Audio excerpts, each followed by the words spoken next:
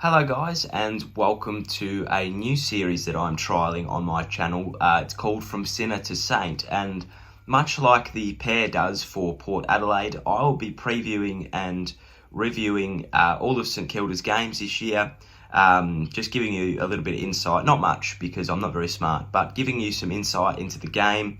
Maybe if you missed it, you can come and watch it on this channel, because I think that it's something that I've really been wanting to do, and hopefully can pay off. So to start, I'll be reviewing the game that happened on the weekend, the second round of the Marsh Community Series. St Kilda defeated Collingwood by a couple of goals at Morwell on Sunday afternoon. Now, this was a really good game for St Kilda. It was a little bit of a come-behind win. Obviously, we were down at half-time, but up at three-quarter time. And then we were down during the last quarter, but happened to win. And a little bit of a shootout, I think some would say. So after conceding the first four of the first 5 goals, we found ourselves down at half-time.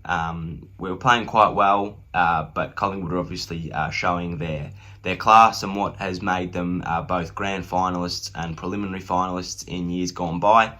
Steel Sidebottom was having a day out. He had 19 disposals. Scott Pendlebury was having a day out.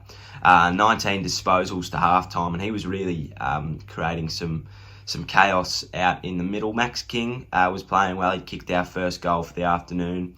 And Zach Jones and Brad Hill also made really positive starts for us. After half-time, the momentum started to swing a little bit. We started kicking some goals, which was great. We kicked 3 goals to 1 in that quarter. Jack Loney got on the scoreboard and kicked 2 of them, which is really promising. And we started really getting into the game. Obviously, it helped that Darcy Moore and Scott Pendlebury were taken out of the game, not by injury, but by management. And Taylor Adams was unfortunately injured in a collision with Jack Sinclair. But yeah, we started really motoring and started really gelling.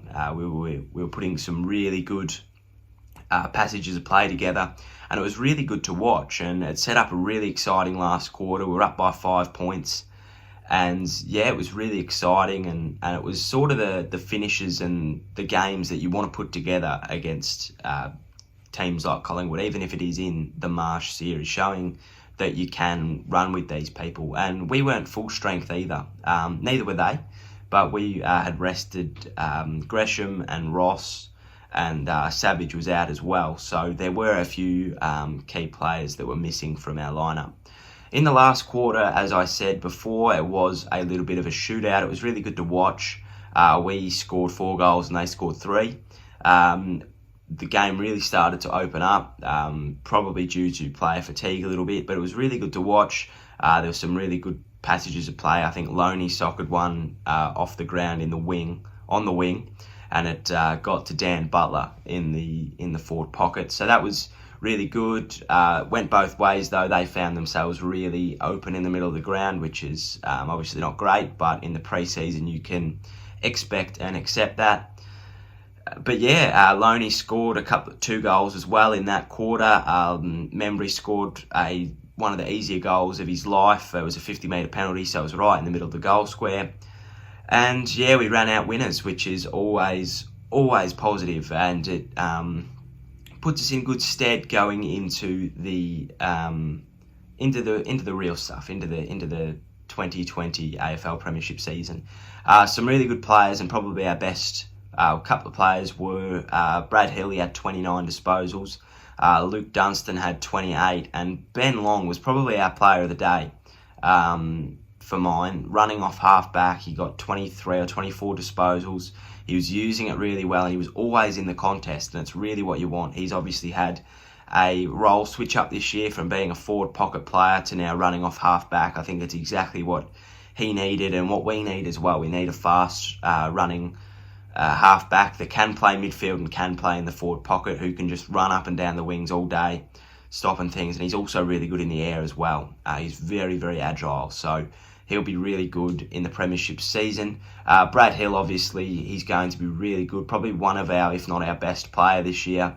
He's made really positive signs, and he's had a really positive impact on our group since He's been at the club and showed that again on Sunday. His ball use is elite, and he'll be really good moving forward. Luke Dunstan, I think he'll take a really, I think he'll take a very prominent role in the midfield this year, and with 28 disposals, he made a really good case for that. Obviously, Gresham and Ross to come back into that midfield as well, so that's a pretty stacked outfit. Zach Jones made a really good St Kilda debut, 20 disposals, which was positive. I think it was really good to see. He looked like he fit right in. He was always in the contest, hit really hard as well. And Jack Steele really played well as well. There was a really positive midfield that went into that game. They fed down to a very, very good forward line. And the defence stood up as well when needed. Dougal Howard played really well. Dylan Robertson. Jaron Geary made his presence felt. He didn't have a massive impact, but you knew he was there when he was in that contest. And obviously Ben Long played a really good game as well, as I said. Jack Loney kicked 4, so that makes his tally for the Marsh series 8, so that's really positive as well. And yeah, I think that it was a really good hit out, and I think it was what we needed going into the season.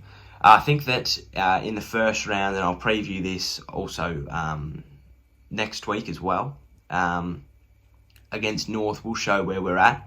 I think that if we can come out and beat them quite well on their home deck as well, it is ours. I get that. It is our home game, I think. But yeah, if we can go out and we can show a really good brand of footy and we can beat them, we are a chance at the big F word. I'm not going to say it because I don't want to jinx it, but I think that if we can play our brand of footy more often than not, if we can have a really a positive win-loss record. But yeah, if we can really show that we have got a brand of footy that can be a factor and it can push those top teams, our first month will show that. We've got North Melbourne, West Coast, Richmond, and I think Collingwood makes up that month. So that's a really tough first 4 games. And if we can stay positive, ideally we win all 4. Ideally, we win 22 games this year, but that's not going to happen. If we can go 2-2 or 3-1 from that, or even 1-3, but lose narrowly to those 3 teams after North Melbourne, I'd take that, because Richmond, West Coast and Collingwood all should be making finals this year. They should all be top 4. They should be 3 of your top 4 in an ideal world, but hopefully we can ruffle a few feathers and make that 8 as well. So I think that is about it. If you liked what you saw and you want to see more of this stuff, well, I hope you enjoyed it, because there will be more of this stuff. But yeah, hit the like and subscribe buttons down below. Yeah, there'll be an AFL predictions video coming later on this week, probably tomorrow. So that'll be a bit of fun to look out for. So yeah, if you enjoyed, like and subscribe, as I said, and I'll see you in the next one. So thanks for watching, and goodbye.